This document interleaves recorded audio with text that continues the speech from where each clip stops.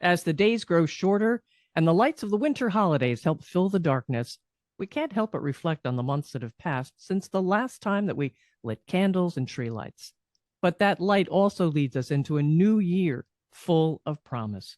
So, Jeremy Hauser, as you reflect on 2023, what stands out? A lot stands out for 2023. A lot of challenge, a lot of scaling for our advisors here, for not just our advisors, but also internally. InsurMark, we've actually grown substantially with new members to the team here to really set up our systems and processes for what's coming with the industry continuing to boom. So a lot has gone on, a lot of challenges with not only scaling and growing at InsurMark, but also there's been challenges too. We brought in Olivia last year, so this year juggling two kids for a full year now. So that was also something to just getting back into routines, really starting to travel more for work. So 2023, I think what stands out the most is just really starting to get really focused on what's important, and also really when it comes down to what we can control. I mentioned this on a previous podcast, but there's things that actually matter, the things that I can control, and the things that I want to focus on is where those intersect. And so 2023 was a lot of just self-growth for myself here as we continue to record today. But I would say for advisors, especially for 2023, they're setting up an awesome opportunity to make sure that they can take advantage of the index annuity space here over the next coming years. Well, there's one thing you didn't mention, though, that really stands out. That shirt you're wearing. Yeah. The shirt. Show us all the person on that shirt, if it is a person. Well, this is old Saint Nick. Yeah, this is this is Santa. No, I was joking with you earlier, and over the years now, so we've been doing the podcast for over 2 years. So I think back in 2021, so this is actually technically the third year that I've worn this shirt, and just now you're finally starting to realize that I've worn it. It's true. I don't remember seeing that guy before, which is a good thing, I think. Yeah, we got a little Santa. We have a little bee. You asked what the bee was, so it's kind of funny that you said that.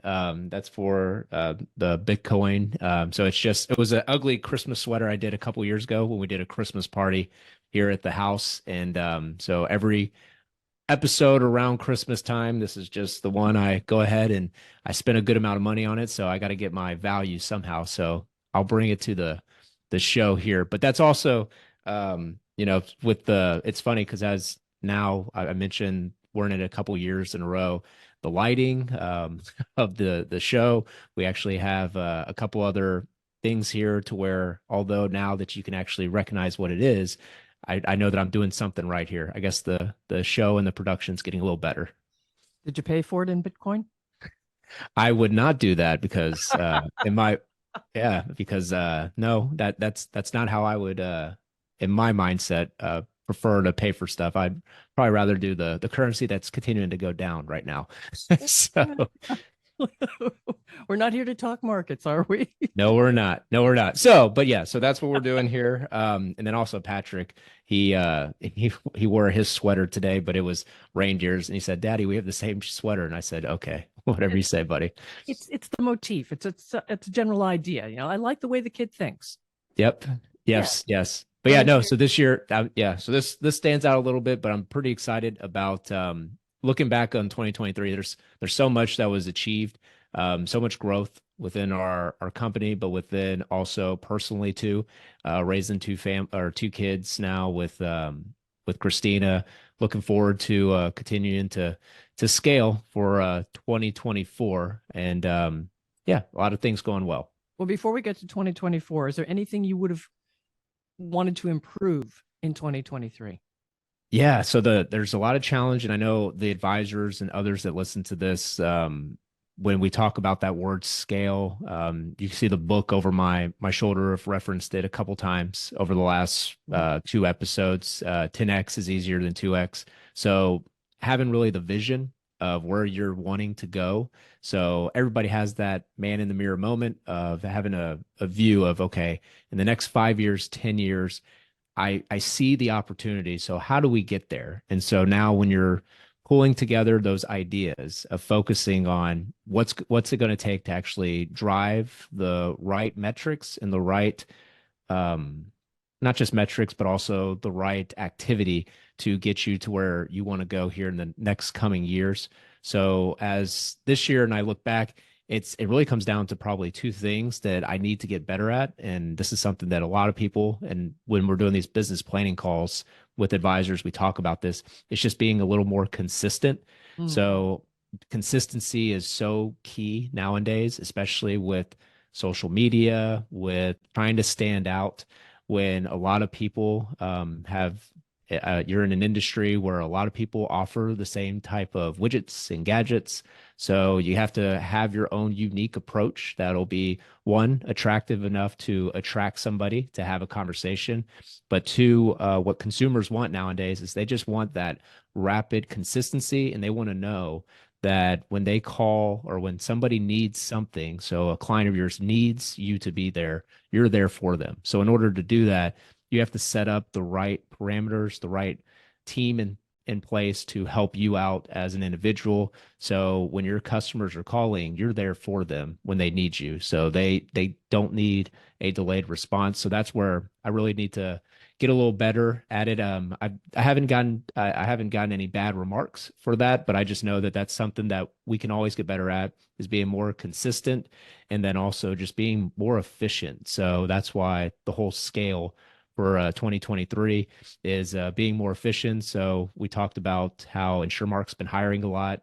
We're having additional people delegate some tasks that maybe have been on my plate over the years that I'm able to delegate somewhere else. We're starting to focus more on what the strengths are of what the ADCs here at InsurMark, what our strengths are, and just giving us a little more time on our calendar to focus on that. So that would probably be the two real things for 2023, is something that I wish I could improve on. I'm going to try to improve on next year, is just being more consistent and then just becoming more efficient with my time to serve my advisors, but also to just be there more present with the family and also in the personal lifestyle too, just being more efficient. Okay. Going into the new year, everybody starts out with high hopes. What has you optimistic about 2024? Oh boy, 2024. Well, I can tell you that this year we're coming off of the everybody who does looks at our industry in a microscope. We're coming off of a record-breaking year for our industry. So final numbers aren't out until the end of December, so this will air beforehand. But it looks like we're on that trajectory. InsurMark, we're on the same trajectory. So hopefully the best year in company history in the 40 years of us of being in this space. So looking forward to seeing where that comes. So 2024, we're very optimistic because the industry is not slowing down. People are saying that the industry is going to grow anywhere, depending on who you're asking or where you're getting this information, anywhere from 15, 20, 24% of growth next year. So what makes it also optimistic is the fact that the interest rate environment we've been in, and the fact of next year, we're going to have some slowdown of interest rates. There's going to be some good opportunity for customers to lock in some pretty good rates within the retirement space. Optimistically for me, I mean, we're actually looking possibly of having an opportunity to relocate and move houses. So for me personally, that's a great opportunity for, if interest rates go down, better, more beneficial opportunity for us to buy a home. So that's also something for 2024. So we're optimistic about Patrick's going to be in kindergarten starting next year, which is crazy to think about. So Olivia will be starting a school as well, with just one of her schools that Patrick's been going to since he was 2-3 years old. So very optimistic about the personal things, what we're doing here personally, but also our industry, and just wanted to make sure that next year we have a good year. We continue to stay on track of where the market's going. And I'm very optimistic next year about some of the guests that we have on this show too, because we have some really good people who have already opted in, said that they wanted to sit down, have good conversations with us. These are going to be some incredible industry leaders, people that are advisors, and those that listen to the show will get some really good insight with. So I'm very optimistic about where also the podcast show is going. And also we can start to leverage this show from not just me, but possibly other ADCs here at InsurMark to just get different views of people and different people on this show to continue to create good value for the consumer. I can't argue with that. Mm-hmm. I think the show has a great potential, and you've been using it so well. Thank you. And you've been doing well too. Thank you. I appreciate that. In fact, so you opened it up. So in 2023, we did actually start to market a little bit more in the video aspect. So we started to do more video marketing for the podcast itself. So for those of you that have seen clips on YouTube or those that are actually subscribed to our YouTube channel, you can catch these episodes in video format. So you'll see Patrice's very oh man, what did you call it? It's your signature look, right? Oh, the vest. Yeah. Yeah, your signature vest. Only for my show, right? That's what you said. Only for your show. Only for your show. It's actually there's a sweater today because it's chillier out. But even in the middle of the winter, folks, put on the vest. Put on the vest for Jeremy. Yeah, so I love that, and it's also, so the YouTube channel, we started to really not just post the videos of the show, but also our team is starting to put together more of those YouTube shorts I've referenced earlier this year, and that's a good opportunity. So like for an advisor, we've mentioned it beforehand. YouTube's actually the number, besides Google, it's the number 2 most viewed place where eyeballs go on a daily basis. So the opportunity amongst those shorts is just a great way to get your message out there. And a lot of the advisors, after that episode aired, and I talked about it on our recent mastermind call, some of our advisors are now doing a lot of those shorts, and it's really enhancing their subscribers and getting their name and brand out there. So that's something too within the show, and it's great to now kind of lead by example. So a lot of advisors are starting to do more podcasts. They're starting to figure out how to separate themselves from the other competition out there. So really, what makes you different from the other advisor down the road? We've talked a lot on this show about how a lot of advisors nowadays like to market across the country as opposed to just down in their local demographic. And so we found some good opportunities when you're leveraging podcasts and social media and other things to where, as we mentioned, you got 84 trillion of wealth that's going to be transferred here over the next 23 years. So you might as well start to get run parallels with your marketing, start to utilize a little more social media, because those Gen Xers and those millennials and Gen Zers, they receive a lot of content via social media. So that's just a way to really stand out in there. So if you want to, advisors all the time always ask me, what are you doing? How do you, so I continuously watch some of your messaging. So I'd like to do that in my practice. So our team has done a great job of helping advisors take advantage of that. So that's what makes me pretty excited about the show. We'll continue to evolve with YouTube. That was something different this year, but who knows, in 2024 may have some new things coming out too. All right. Well, I was going to ask you if there's anything you wanted to wrap the show up with, but I think you just did it. I did. Well, I would say this. I would say for wrapping everything up, this year was a great year, and I'm very, very grateful for the advisors we serve. The 13 years, so coming into 13 years of doing this at InsurMark, and really just having an opportunity to continue to evolve, continue to be creative.